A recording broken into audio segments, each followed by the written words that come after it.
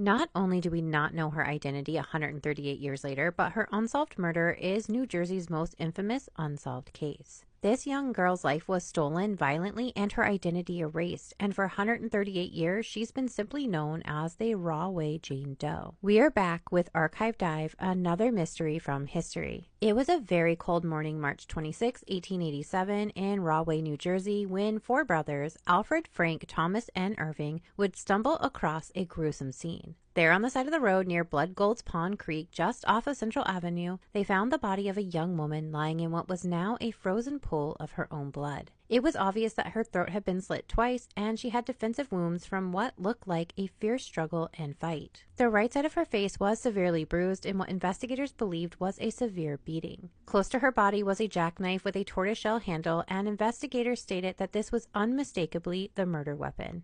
In the mud next to her body were what newspaper quoted as huge, end quote, footprints in the mud, a man's straw hat, and a large brown button for a man's overcoat. This young girl was believed to be in her early 20s and was described in the newspaper December 7th, 1889 as a comely, fresh-complexioned girl with light blue eyes and wavy brown hair. She wore 3 rings, a gold pen, a horseshoe brooch, a green cashmere dress trimmed with green feathers, and a fur cape.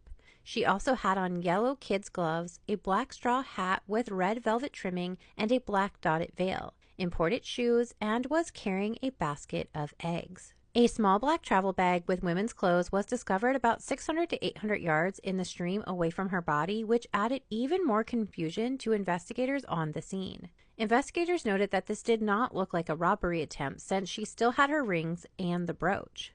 She did not have any money on her person, but they didn't know if she had money before she was murdered. Investigators found themselves with an unidentified body, a gruesome scene, no known motive, or solid suspects, and thousands of people demanding accountability. It didn't take long before Rahway Jane Doe's story hit nationwide press, and thousands of people flocked to the scene to see the body of an unknown woman, hoping to identify her. The Rahway Police Department wasn't used to having such a high-profile crime case. Investigators decided the best thing to do to get this unknown woman identified was to embalm her body, dress her in original clothing, and take photographs of her and circulate them throughout the nation in hopes that someone could identify her. Her photos were even displayed at the 1887 World Fair. It is said that the Rahway Police Department still has those original photos in evidence. Because her case went nationwide so quickly, over 12,000 people were reported to have attended her funeral, filing past her coffin in hopes of getting a glimpse of the young unidentified girl. Her murder and her burial became one of the largest public spectacles of all time, but still, nobody could identify her. Investigators were inundated with possible victims that were women from Ireland, Scotland, and abroad that were said to have come to America in search of a new life and a husband.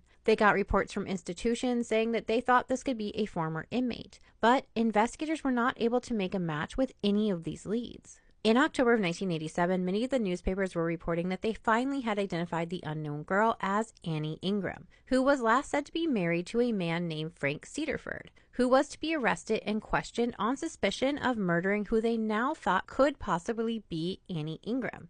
However, shortly after Frank's arrest, the same day, Annie Ingram, very alive and well, walked into the police station. I just want to read this section from the Cheyenne Daily Ledger, Sunday, October 23, 1887, that reported on this interaction. I think it says a lot about the lens that these cases were not only viewed through by the public, but how investigators viewed them as well. Quote, "The Rahway murder mystery grows more mysterious. 2 or 3 days ago, the clothing and jewelry of the girl who was murdered last March were positively identified as those of Ingram, who after being married came to this country where she indulged in a couple of marital ventures, the last being with a tramp weaver named Frank Cedarford. Cedarford was arrested last night on suspicion of being connected with the woman's murder. When he was brought into the police court today, there also came Annie Ingram herself, alive and well.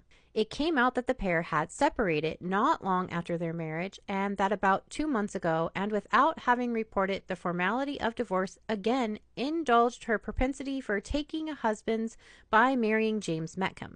The prisoners were allowed to go, but Chief would caution the woman against taking any more husbands until after she was a widow in every sense of the term." End quote.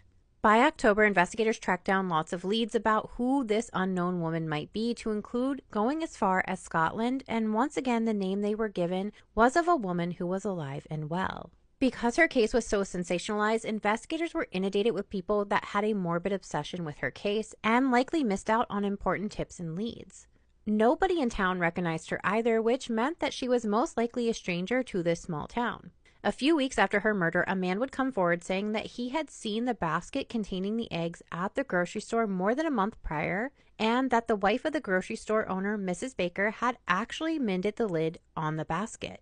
However, when investigators spoke to Miss Baker and those that worked at the grocery store, they all denied that this ever happened. So again, another false lead.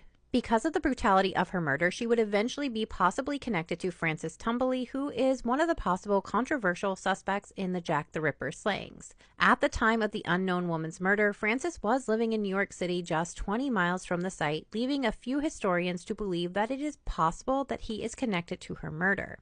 There are so many unknown murders of females around this time that they consistently try to bring back to Jack the Ripper, but it's important to note here that there is no substantial evidence pointing to that being the case. To this day, we don't know who Rahway Jane Doe is, why she was murdered, or who did it. But we do have a young woman who, after 138 years, deserves her name back. I hope to see you all again next week for another Mystery in History.